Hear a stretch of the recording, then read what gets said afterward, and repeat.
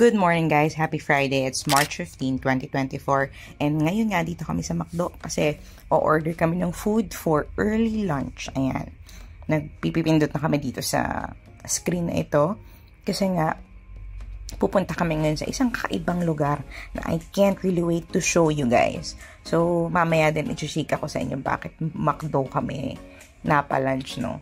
And we are right here at Shell Mamplasan. So, McDonald's, Shell Mamplasan. And fina-finalize lang namin ang asawa kong orders namin. And then, we're good to go and have some early lunch for today. So, our flight is at 4:55 p.m. Ikaw, Leo. Sana iyak kami ng 3. Fish fillet. So, kaya nag-lunch na kami. Ako, chicken spaghetti. Busog na pagdating sa airport. And ayan, magbabayad na kami ngayon ng aming meal dito sa McDo. Ang total ng bill namin is 1,157 pesos. So, ayan, nagbayad na kami. And we'll just wait for our food.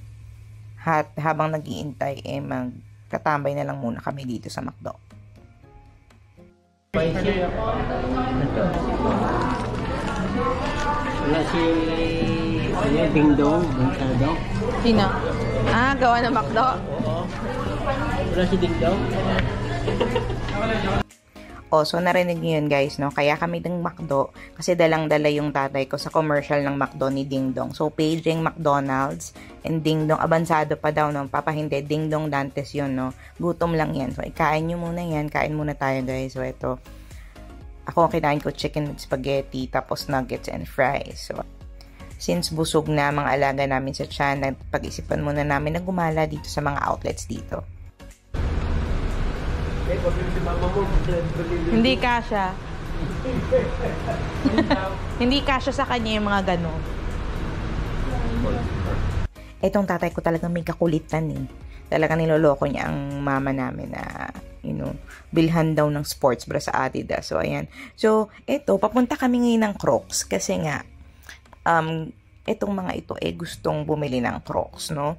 So, I think this is an outlet store of Crocs dito sa Shell Mamplasan.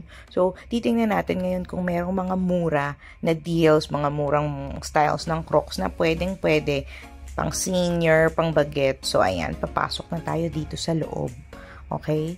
And, mukhang may sale kasi napakaraming tao. Hindi naman super dami, pero madami ring namimili sa loob. And turns out, medyo sale nga pala, no? Dito sa loob. Ayan, nakikita natin dito ngayon. So, merong mga na markdown na styles ng Crocs. Pero, syempre, yung mga new arrivals, hindi naman siguro. Titingnan natin mamaya. So, ayan, meron ditong mga styles na tig 1,999 pesos lang. Ito kasing mga style na to, I think bago yan. So, ayan, no? 1,999 pesos. Itong yung mga colored styles doon. Itong style na yan, na hawak ni mama, ay, teka, 2,200 pesos eh. So, ayan. Originally, ang Crocs parang nasa mga 3,000 and above. So, malaking mura na talaga. Kung dito ka sa outlet, bibili, ayan, sale nga siya. So, yung blue na yan, meron ako niyan. Parang, sale ko din siya nabili. So, ayan, medyo naenggan niya na sila, no? After mabusog, talaga nabuhayan ng mga loob kasi sale sa Crocs. Ayan. So, itong mga closed na type ng Crocs, hindi siya sale as of the moment. Pero, etong yan, yung mga parang slip-on na sandals type, it's only 1,999 pesos. So, may gray, may blue, may orange. Tapos, parang may beige with gray. So, may white din. So, si Papa, parang gusto niya itong gray. So, usually kasi sa sizing ng Crocs, based sa experience din namin, mag-asawa, no? Ang binibili namin is one size lower. Kasi parang medyo malaki yung pagka-size ng Crocs. So, since size 9 si Papa, itong kinuha namin na to is size 8. Parang medyo sikip sa kanya. So, hanap tayo, adjust tayo ng size. Ito, sa kabilang side, makikita nyo, sale din. 1,499 naman dito. Yung mga ganitong style. Na walang parang velcro sa likod. Yan. Color blue. Maganda tong pagka-blue na to, ha. Parang bet ko siya. Yan. And then dito naman sa side na to, yung light ride, sale din daw for only 1,999 pesos. Itanda ko, yung pagkakabili ko sa light ride ng asawa ko before is parang 4,500 to 5,000 pesos. So imagine, right now, dito sa outlet na to is half the price off. So, Guys, pag sinuswerte ka nga naman, mo to. sabi ni Buy Madam 3, get na 1. dito sa Crocs, buy 3, get 1. So, bukod sa half the price, may libre pang isa pag tatlong binili mo.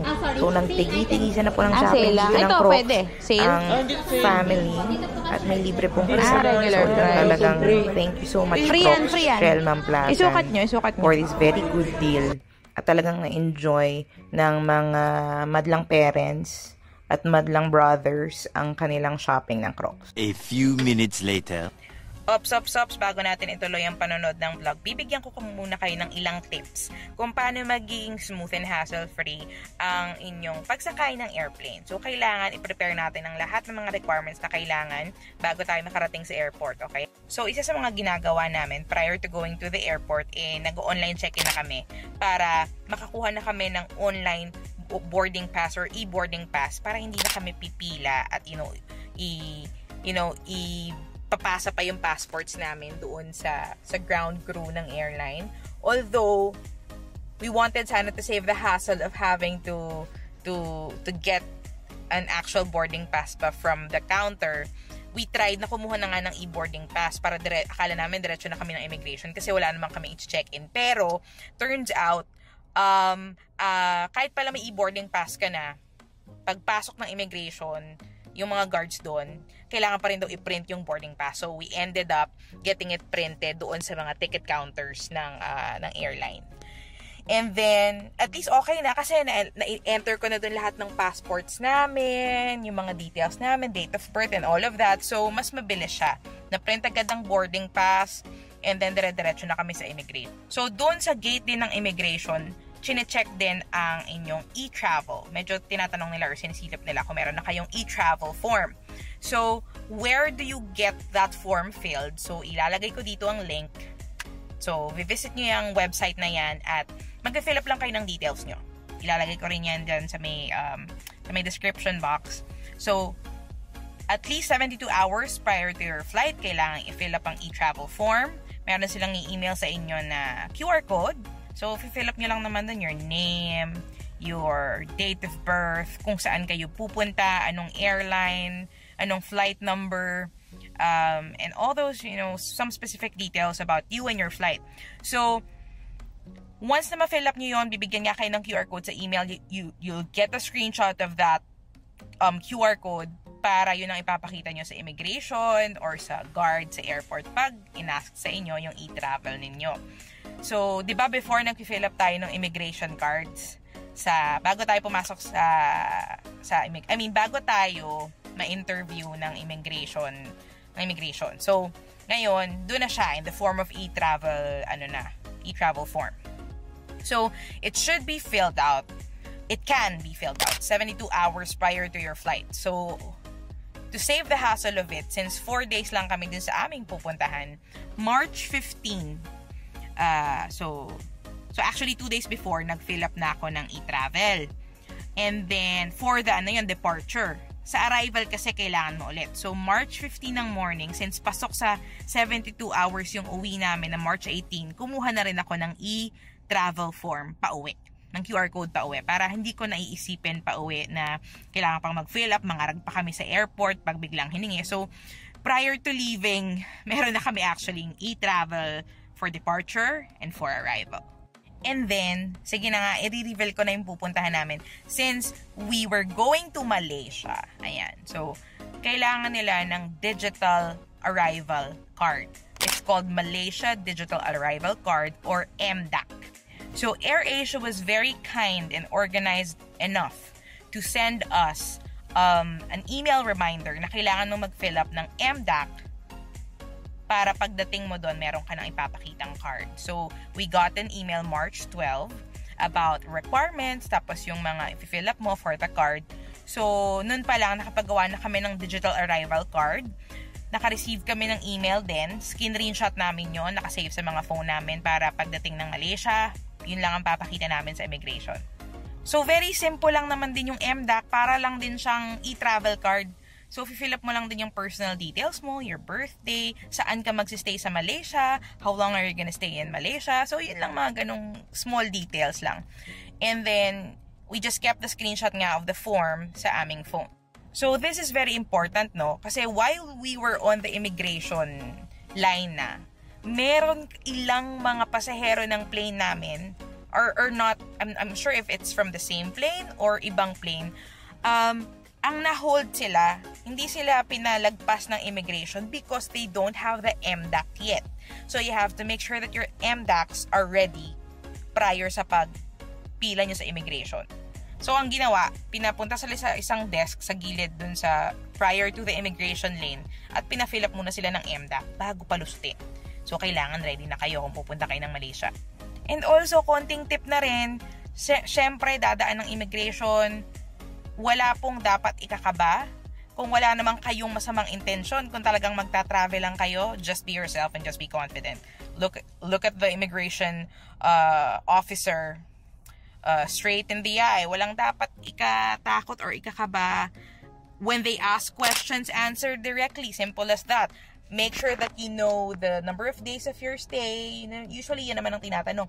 Saang hotel magsistay, gaano katagal, ba't pupunta doon, anong mga pupuntahan. Pag tinanong ko anong mga pupuntahan, siyempre yung mga tour nyo doon, yung mga attractions. Ganun lang guys. Sa una, talagang kakabahan. But, eventually, once you get a hang of it, para lang kayo nakikipagtsikahan. Kasi tinatanong lang naman talaga yung intent nyo to travel. Okay guys, so back to the vlog na tayo.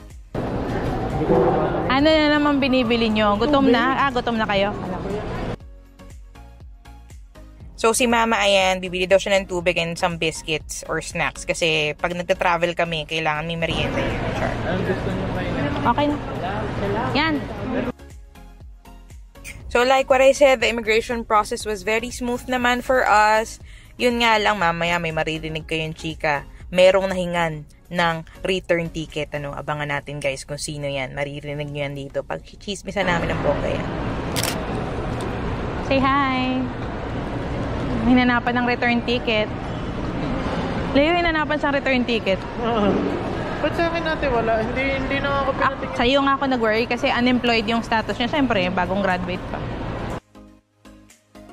So yun na nga. Hinanapan si Mr. ng return ticket. So, well, we kind of understood that because medyo prone kasi yung pupuntahan namin sa Malaysia sa, mga maraming nagsistay na doon for work and all of that. So, yung maleta ko, yung asawa ko rin may dala. So, baka akala doon na siya titira, char. So, ito, bibili ko ng prutas. Prutas. May kakainin to mamaya eh.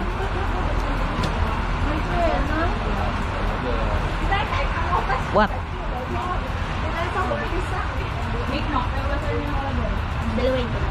Ay, okay, isa lang po. Thank you, thank you. Bakit dadalawahin ni ate? Gusto ko share kami sa straw. Char. Ano yung hinahanap mo? Maliliit? No. Alcohol. Hindi ako si naman naghahanap mo. Hindi ako naghahanap si naman.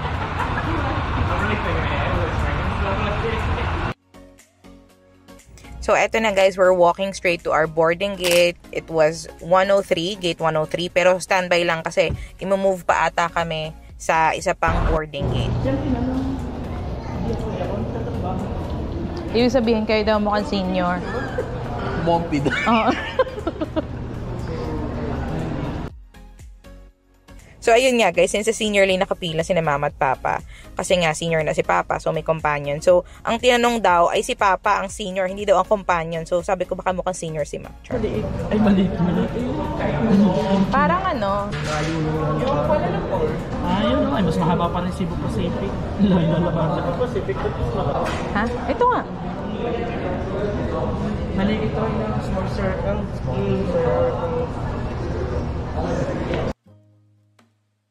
Si Mama Benta talaga naliliitan pa daw siya sa airplane. Bakit daw ang liit? No? Isipin nyo, ang liit daw niyan.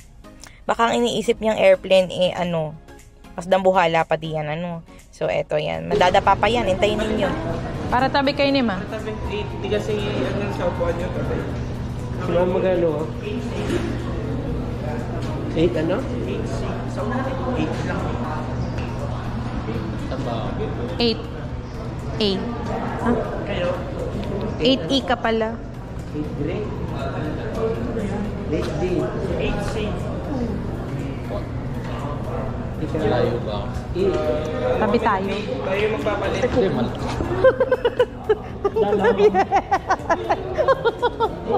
Hindi, magpapalit tayo. Madado. Babalitan na ito. Ito pa sa Sechong Croc. Balagbag na lang. Ang masama nito, pauna. Yung pauna eh. Aray ko. Okay, first communion lang. Ah, yung malaki pala, Ma. Yung malaking plane, papuntang Shanghai, China. Oo. Bakit meron palang Yun, ang Asia na pa Macau? Kota Kinabalu. Meron nga. Bumaliit naman yung kaysa din eh. Parang parang domestic flight lang yung isa. Sabi ko na, hindi niya punta na ulit. Kanina pa na siya.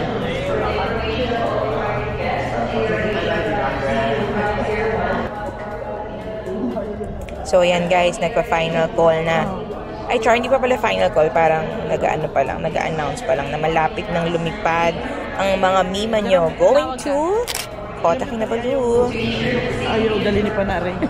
Muntik yun na yung mga nandoon. Time to board, guys. Zone 3 tayo, so last tayo to board the plane. Kasi nasa row 8 tayo. 8. Row 8 tayo of the plane. So, pauna. So, pahuli daw tayo magpupunta.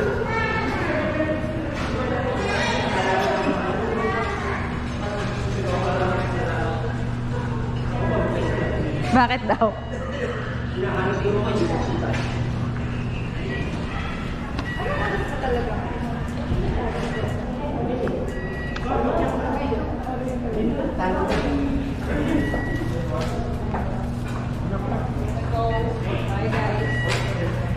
Thank you. Clearance mo, 8. F.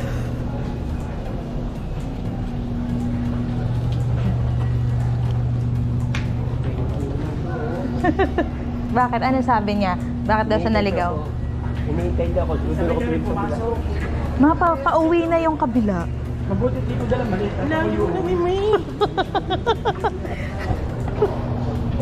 Alam niyo guys, bloopers talaga lagi si Mama pag magta-travel. So, nag-CR daw sila ni Papa. So, si Papa, papunta kasi dun sa gate is magra-ride ka. Eh, si Mama nag-left. So, parang pabalik na siya sa immigration, guys. Nakakatawa talaga si Ma. Akala niya papunta doon.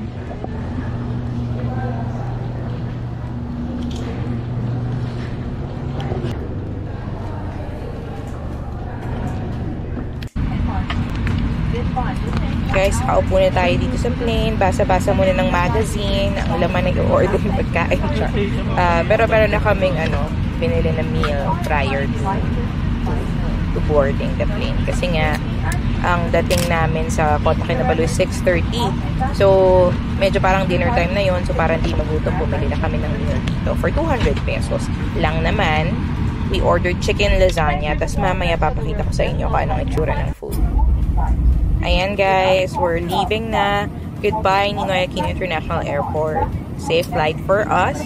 So, ayan. Kala mo na napakalayo. Our flight will only be just for 2 hours, no? 2 hours from Manila to Kota Kinabalu, Malaysia. So, ayan. Nasa ere na kami. At maya-maya lang dadating na ang food, guys. So, eto na siya. Ang chicken lasagna. Ayan. Bago daw siyang menu. Bagong offering ng AirAsia. So, sinubukan natin, no? And, true enough guys, masarap siya ha. I mean, hindi ganun ka-rich yung lasa niya because it's parang chicken and vegetables pero masarap siya for us. Ayan, so parang white sauce siya eh. So, yun. Thank you AirAsia for the food. And eto guys, when you see this kind of sunset, ibig sabihin parang malapit ka na ata sa Sabah. So, because Sabah is known to have one of the most beautiful sunsets in Asia and even in the world. So, ayan, malapit na ata kaming bumaba. At eto na nga, nakikita na namin ulit ang Manila. Charing. Parang Manila lang din kasi, no? But, That is already Sabah, Malaysia. And ayan. Guys, eto. Napakaganda ng sunset habang bumaba na kami doon sa runway ng KKIA or Kota Kinabalu International Airport. And finally guys, ayan, nakababa na po tayo. Salamat po Lord sa safe na flight. Ito na yung kanilang airport. It's para lang din siguro itong NAIA. Meron ding mga maliliit na stores na naka-line up dyan. And then ito, medyo excited nang makarating at ma-explore kasi mamaya tatargetin namin ang night market. So ayan. We're going to immigration na guys. So ito, nadaanan na mga duty-free shops. Yun ang chocolate ng Malaysia, yung berries.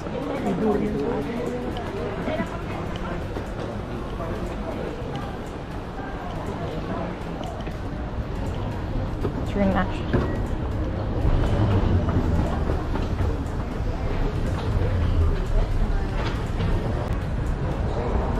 So, eto na guys, pababa na kami papunta ng immigration. Ayan. And then, actually guys, may sumundo sa amin sa airport. Nag-book na ako ng airport pickup. Our driver is Sur, napakabait. Kasi, mura lang ang Grab dito. Pero ayoko nang ma-hassle kami ng pagbubook pa ng Grab and all kasi pagod sa flight. So, nag-book na ako ng driver for 120 ringgit. Tapos, nagpa-drop off pa kami sa supermarket para makapamalengke na rin kami guys for our stay.